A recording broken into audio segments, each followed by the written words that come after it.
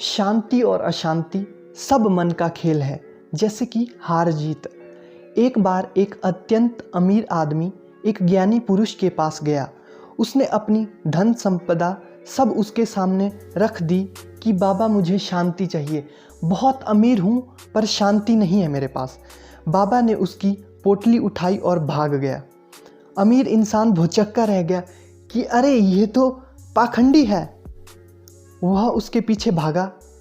बाबा भागकर उसके पास उसी जगह पर आ गया जहाँ से वे भागे थे और उस अमीर इंसान को उसका पैसे की पोटली वापस दे दी और कहा ले रख अपनी पोटली।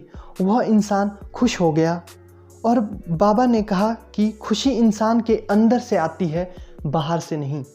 आपने भी कईयों को बोलते देखा होगा कि जिसके वहाँ धन है उसके वहाँ शांति नहीं है। तो गरीबों से जाके पूछो कि उनके वहाँ कौन सी शांति है। सब लोग कहते हैं कि मन को शुद्ध किए बिना शांति प्राप्त नहीं होगी। इससे पहले कि हम मन को शुद्ध करने के बारे में जानें, उससे पहले हम जानते हैं कि मन क्या है। मन हमारे विचार हैं या मन हमारे विचारों के कारण बनता है। जैसे कि आज मुझे YouTube में मूवी देखने का मन हो रहा है। अगर हमें YouTube के बारे में पता ही ना हो तो हम YouTube के बारे में विचार ही नहीं कर सकते। तो विचार क्या है? जो भी हम सुबह से शाम तक देखते या सुनते हैं वही विचार है। जो भी हमारे विचार हैं, वाणी है और व्यवहार है, उसमें सच्चाई एवं पवित्रता रखने से हम अपने मन को शुद्ध कर सकते हैं।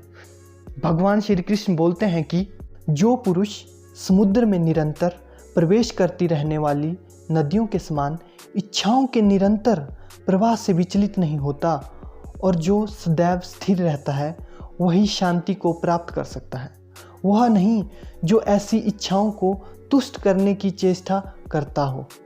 जिस तरह से समुद्र होता है उसी तरह हमारा मस्तिष्क होता है। समुद्र में क्या होता है? बहुत सा पानी।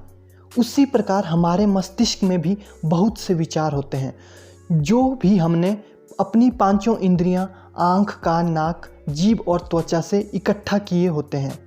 हजारों नदियों का पानी रोज समुद्र में मिलता है, फिर भी समुद्र का न तो पानी का स्तर बढ़ता है और न ही घटता है।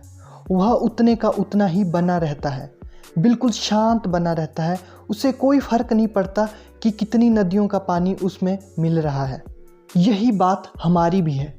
हर रोज़ हजारों इच्छाएं बनती है, जैसे आज ये खाने की इच्छा है, आज ये पहनने की इच्छा है, आज मुझे ये चाहिए।